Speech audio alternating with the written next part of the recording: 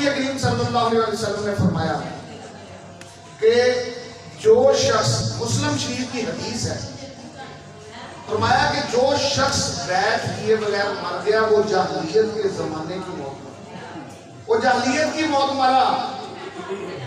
فرمایا کہ بہت سارے علماء سے بات ہوئی، یہی بات ہوئی کہ آپ اس کو کیسے لیتے ہیں؟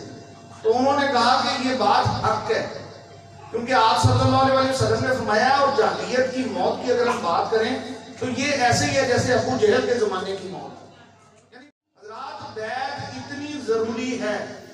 فرمایا کہ جو شخص بیعت، جس کے گلے میں کسی کی بیعت کا توق نہیں، اگر وہ بغیر بیعت کے مر جائے وہ جاہلیت کے زمانے کی موت۔ اس لیے کسی مرشد کامل، شیخ کامل کی بیعت ضرور کریں۔ اور بات ہے، آج بات زمانہ جس دیگر پہ چل رہا ہے، 100 جھوٹے کی، 100 جو مرضی زمانے میں لوگ پھر رہے ہیں، لیکن اللہ نے آپ کو سمجھ عطا فرمائی۔ آپ حق اور سچ کو پہچانیں، آپ دیکھ سکتے ہیں کون حق ہے کون سچ ہے۔ فرمایا کہ یا رسول اللہ صلی اللہ علیہ وسلم، آپ کے بعد امت میں آنے والی، فرمایا کہ میرے بعد میری امت میں میرے اولیاء اللہ میرے جانشین ہیں، میرے اولیاء اللہ میرے بعد میری امت میں میرے جانشین ہیں۔ جب کوئی ان کے پاس جائے گا تو وہ ایسے ہی ہے جیسے مجھ سے ملاقات کرے گا۔ حضرات مسلم شریف کی پھر حدیث ہے، فرمایا جب وہ اس کے چہرے کا دیدار کریں گے ان کو وہی ثواب ملے گا جیسے میرے چہرے کا دیدار کیا۔ جب میرے کسی سچے ولی کے چہرے کو دیکھیں گے، فرمایا ایسے ہی ہے جیسے میرا دیدار کیا۔ اس کے ہاتھوں کو بوسہ دینا ایسے ہی ہے، اس کے ہاتھوں کو چومنا ایسے ہی ہے جیسے میرے ہاتھوں کو چوما۔ یہ سچے شیخ کامل کے ساتھ جب نسبت ہو جائے تو اس کا ادب ایسے ہی ہوتا ہے جیسے نہ پیر نبی ہے نہ مرید صحابی ہے، لیکن جو ادب آپ اپنے مرشد کا کر رہے ہوتے ہیں کسی شیخ کامل کا، وہ اصل میں ادب اور محبت جو آپ اس سے کر رہے ہیں وہ حضور نبی کریم صلی اللہ علیہ وسلم کی ہی محبت اور ان کا ہی ادب ہے۔ حضرات اگر میں حق سچ بات نہ کہوں تو قیامت والے دن میں ڈرتا ہوں کہ اس میں میری پکڑ نہ ہو۔ میں اس لیے یہ بات آپ کے سامنے باخدا حق سچ کہتا ہوں کہ یہ حق یہی ہے جو میں نے آپ کے سامنے بیان کیا۔ فرمایا کہ جب میرے کوئی ولی کا دیدار کرتا ہے، کوئی اس کا ادب کرتا ہے، وہ ایسے ہی ہے جیسے میرا دیدار کیا اور میرا ہی ادب کیا۔ تو اس کا میں آپ کو اب بتاؤں کہ بیعت سے ملتا کیا ہے، میں مختصراً آپ کو بتاتا ہوں۔ بعد از پیر پروفیسر حضرت عبدالغفار نقشبندی فیصل آباد میں رحمت اللہ علیہ فوت ہوئے، تو آپ کے کچھ پیر بھائی ہیں ان کو کشف القبور عطا ہے، ان کو حکم مرشد ہوا کہ اچھا ذرا جا کے ذرا ان سے پوچھو کہ ان کے ساتھ کیا حال احوال پیش آئے، کیا ان کو بیعت کا فائدہ ہوا، کیا جو مرشد کے ہاتھ میں ہاتھ دیا ہے کیا یہ سلسلے میں جانے کا ان کو فائدہ ہوا، ذرا پوچھو جاتے۔ اب وہ آپ کے پیر بھائی گئے ان کی قبر پہ، مراقبہ کیا اور پوچھا، زیارت ان سے ملاقات ہوئی، پوچھا کہ کیا آپ کو سلسلے کا فائدہ ہوا، کوئی بیعت آپ نے کی، مرشد کے ہاتھ میں ہاتھ دیا تو فائدہ ہوا تھا؟ فرمایا کہ جب فرشتوں کو پتا چلا ہمارے مرشد پاک کا کہ میں صاحب نسبت ہوں اور میرے مرشد ہیں، وہ اسی وقت فرشتے جنت کی کھڑکی کھول کے ویسے ہی بغیر سوال کیے جو ہے بغیر سوال کیے واپس چلے گا۔ پھر آپ کے ایک اور پیر بھائی عطا اللہ صاحب ہے ماسٹر، ان کے والد صاحب فوت ہو گئے، ان کو ان کی قبر پہ کشکوری آپ کے پیر بھائی گئے مراقبہ کیا تو پوچھا کہ آپ کے ساتھ کیا معاملہ ہوا، کیا آپ کو سلسلے کا فائدہ ہوا، کوئی بیعت کی، کوئی مرشد آتے چاہتے دیتا، کوئی فائدہ ہوا تھا؟ فرمایا ہاں بہت فائدہ ہوا۔ وہ فرشتے آئے، آ کے جدوں آئے تو نال ہی مرشد پاک تشریف لے آئے اتنے قبر سے، تو انہوں نے جدوں دیکھا مرشد پاک نو تے نال ہی فرشتے جنت کی کھڑکی کھول کے واپس چلے گئے۔ سبحان اللہ۔ حضرات میں اب آپ کو واقعہ سناؤں۔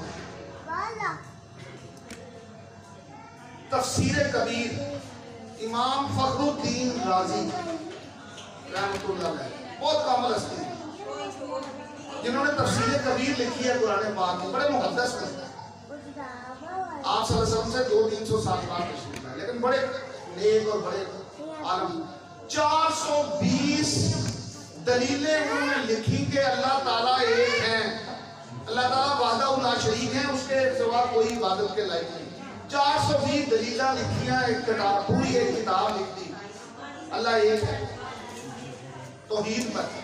اب موت کا وقت آیا، فرشتے آ گئے، موت کا وقت آیا، فرشتے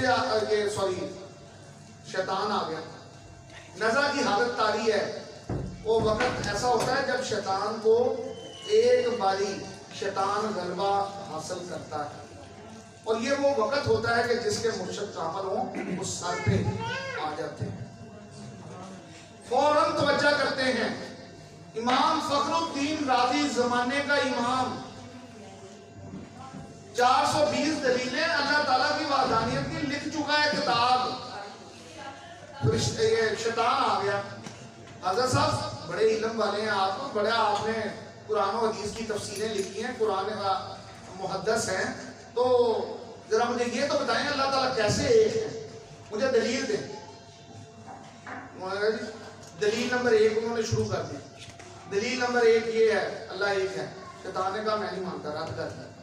پھر دوسری دلیل شیطان نے وہ بھی رد کر دی، تیسری وہ بھی رد، حتیٰ کہ 420 دلیلیں اللہ تعالیٰ کی وحدانیت کی توحید کی بیان کر دی، شیطان نے ساری رد کر دی، حالت خراب ہو گئی۔ امام صاحب کی حالت خراب ہے، جسم لرزنے لگ پڑا، سارے کا سارا علم شیطان نے رد کر دیا، انہوں نے مندے۔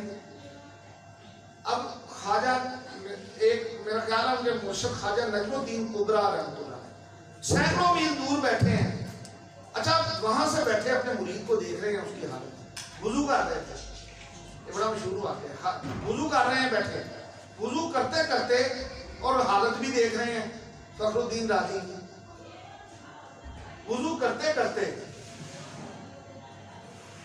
وہیں سے جب دیکھا کہ حالت اب زیادہ ہی غیر ہو رہی ہے میرے بندے کی، مرید کی، تو وہیں سے وضو کرتے کرتے چھینٹا مارا، وہ چھینٹا سینکڑوں میل دور جا کے حضرت امام فخر الدین رازی کے چہرے پہ پڑا، اور ساتھ آواز آئی، اور بے وقوفہ یہ کیوں نہیں کہتا کہ میں اللہ تعالیٰ کو بغیر کسی دلیل کے ایک مانتا ہوں؟ سبحان اللہ، سبحان اللہ۔ جو ہی مرشد کی آواز آئی اور یہ بات انہوں نے زبان سے کہی، ان کے مرشد کا جو ہی موجودگی کا احساس ہوا، ان کی آواز آئی، شیطان اسی وقت دوڑ گیا۔ حضرات یہ ہے مرشد کامل، اور انہوں نے کلمہ پڑھا اپنے مرشد کی نگاہ سے اور روح کا بدجان کر دیا۔ حضرات کہنے کا مقصد صرف یہ ہے، مرشد کامل کیا، مرشد کامل کی اہمیت کیا ہے؟ مرشد کامل وہ ہستی ہے کہ جب آپ کسی اللہ والے کے ہاتھ میں ہاتھ دیتے ہیں تو پھر آپ کی محبت نبی کریم صلی اللہ علیہ وسلم کی بارگاہ میں مقبول ہو جاتی ہے۔ جب تک مرشد نہیں ہے آپ نعتیں سنتے ہیں، آپ نعت بھی سن رہے ہیں، کبھی کبھی لہر میں بھی آ جاتے ہیں، آنکھوں میں بھی آنسو آ جاتے ہیں، آپ درود شریف بھی پڑھتے ہیں، سارا کچھ ہے، لیکن آپ کی محبت بارگاہ رسالت محمد صلی اللہ علیہ وسلم میں مقبول نہیں ہوتی۔ جب تک کہ نبی کریم صلی اللہ علیہ وسلم نے فرمایا جب تک تیرے گلے میں کسی کی بیعت کا توق نہیں، تیری محبت میری بارگاہ میں مقبول نہیں ہو سکتی۔ حضرات جتنی بڑی بڑی زمانے کی ہستیاں لے لیں، दाता साहब, बाबा साहब, हजरात पीर मेहर अली शाह साहब, जितनी बड़ी जमाने के बड़े से बड़ी हस्तियां देख लें, बड़े बड़े हजरत मौलाना अब्दुल रहमान जामी रहमतुल्लाह अलैह, जितनी बड़ी बड़ी हस्तियां देख लें हजरात, हर कोई किसी की नजर से बना है। वजह क्या है? वजह यह है कि जब मुर्शद अता हो जाता है अल्लाह के करम से, मैं आपको बुखारी शरीफ की हदीस सुनाऊं, फरमाया कि जब अल्लाह ताला किसी पे मेहरबानी की नजर फरमाता है, जब किसी को बख्शने पे आता है तो उसको दीन की समझ और फहम अता करता है। और एक हदीस का जिसका मफहूम यह है कि जब अल्लाह किसी की खैर और भलाई चाहता है तो इसे किसी अपने कामल अल्लाह वाले का मुरीद करा देता है और उसकी बख्शिश होती है। हजरात, जब किसी वलिये कामल के हाथ में हाथ देना दुनिया की सबसे बड़ी मेहनतों में से, ज्यादातर होता यह है कि जब मुर्शद आपको मिल जाता है तो आपकी मोहब्बत की एक डायरेक्शन बन जाती है।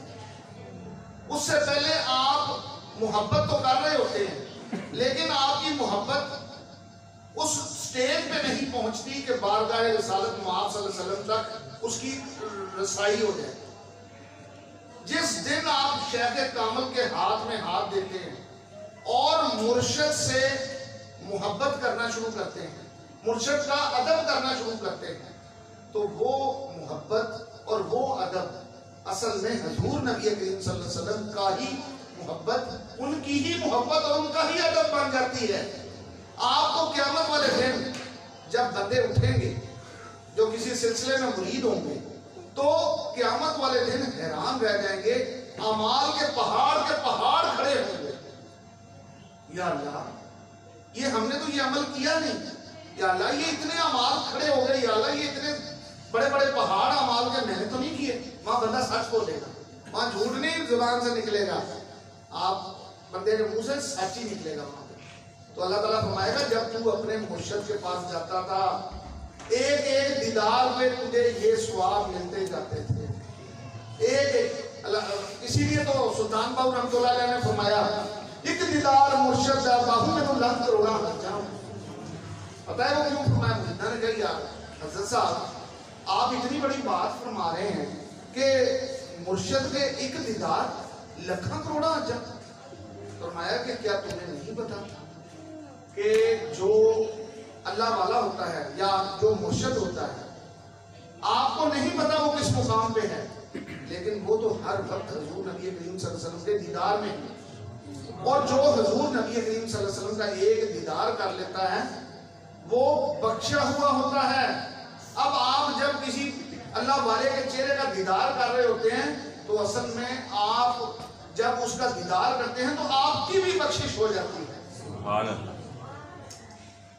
हजरात, उठ फरीदा सुतिया, उठ फरीदा सुतिया खलकत वेखण चल, उठ फरीदा सुतिया खलकत वेखण चल, जे कोई मिल पवे बख्शिया होया तू भी बख्शिया जा। तो हजरात, ये अल्लाह वाले असल में हुजूर नबी करीम सल्लल्लाहु अलैहि वसल्लम के अनवार और तजल्लियात को ही अपने अंदर समोए होते हैं। इनके अल्लाह वाला बजाते खुद कुछ नहीं है, लेकिन जब वो अपनी जात को नबी करीम सल्लल्लाहु अलैहि वसल्लम की मोहब्बत में फना कर देता है, अपने वजूद को अपने मुर्शिद के दर पे मिटा देता है, तो फिर एक वक्त आता है कि वो हुजूर नबी करीम सल्लल्लाहु अलैहि वसल्लम का ही जलवा बन जाता है। उसमें से नबी करीम सल्लल्लाहु अलैहि वसल्लम का नूर ही छलकता है और जाहिर होता है। हजरात, ये औलिया अल्लाह खुशकिस्मत है आप लोग जो मुर्शिद कामल की जिनको बैत नसीब हुई है। हजरात बहुत खुशकिस्मत हैं, और जिनको नहीं हुई अल्लाह ताला उनको नसीब फरमाए। आमीन। किसी कामल मुर्शिद, आमीन, किसी कामल शेख की सोहबत अता फरमाए। आमीन। क्योंकि ये सोहबत इंसान को बना देती है। 100 साल यक जमाना सोहबत बाउलिया बेहतर साला ताते डेरिया। 100 साल की मकबूल इबादत से बेहतर है किसी वली, किसी अल्लाह वाले के पास चंद 2 घड़ियां बैठकर, 2 लम्हे 2 सातें। हजरात, अल्लाह वाले के पास बैठने का इतना स्वाब है حضرات محفل میں آئے ہیں، خوش قسمت ہیں، بہت خوش قسمت ہیں کہ آپ کو سرکار دو عالم صلی اللہ علیہ وسلم کی بارگاہ سے آپ پہ نظر کرم ہوئی، آپ کو بلایا گیا۔ یہ ایک شعر میں ان سے بار بار عرض کر رہا تھا کہ آپ وہ پڑھیں کہ جب نبی کریم صلی اللہ علیہ وسلم کسی پہ مہربانی کی نظر فرماتے ہیں تو اس کو اپنی محفل میں بلا لیتے ہیں۔ اور حضرات جب یہ محفل شروع ہوتی ہے، زمین سے آسمان تک فرشتے اس محفل کو اپنے پروں سے ڈھانپ لیتے ہیں، اور جب محفل ختم ہوتی ہے تو وہ جا کے کہتے ہیں یا اللہ ہم نے تیرے حبیب کی محفل دیکھی۔ اللہ تعالیٰ فرمایا میرے عزت و جلال کی قسم میں نے سب کو بخش دیا۔ یا اللہ، ان میں تو کئی ایسے لوگ ہیں جو محفل کے لیے براہ راست محفل کے لیے نہیں آئے، کوئی تو کسی کے کہنے پہ کہ یار دوست نے کہا ہے اب جانا پڑے گا تو چلو میں چلتا ہوں محفل میں، کوئی کسی نیت سے کوئی کسی نیت سے، ہر یا اللہ سارے محفل کی نیت سے نہیں آئے۔ اللہ تعالیٰ فرماتا ہے یہ بتاؤ محفل کس کی؟ یا اللہ آپ کے حبیب علیہ السلام کو۔ تو فرمایا پھر میرے جب میں نے کہہ دیا کہ میں نے سب کو بخش دیا تو سب کی بخشش ہو گئی، ہاں کوئی کسی نیت سے محفل میں آ کے بیٹھا۔ حضرات یہ خوشخبری ہے، اور باقی صرف یہ کہ آپ کو جن کو اللہ تعالیٰ نے ڈائریکشن عطا فرما دی ہے، شیخ حق کی نسبت میں ہیں، ان کے لیے خوش قسمتی ہے کہ اپنے مرشد کی محبت میں ذکر الہی کریں، درود شریف پڑھیں اور قرب کی منازل طے کریں۔ آپ کے لیے تو زیادہ دوری ہے ہی نہیں، آپ کی ہر بات، آپ کا ہر ذکر اور آپ کی عبادات کی قبولیت بڑی جلدی ہوگی۔ اللہ تعالیٰ باقیوں کو بھی، تمام کو جن کی نہیں ہے نسبت، اللہ کو بھی نسبت میں آنے کی توفیق عطا فرمائے۔ آمین۔ وما علینا الا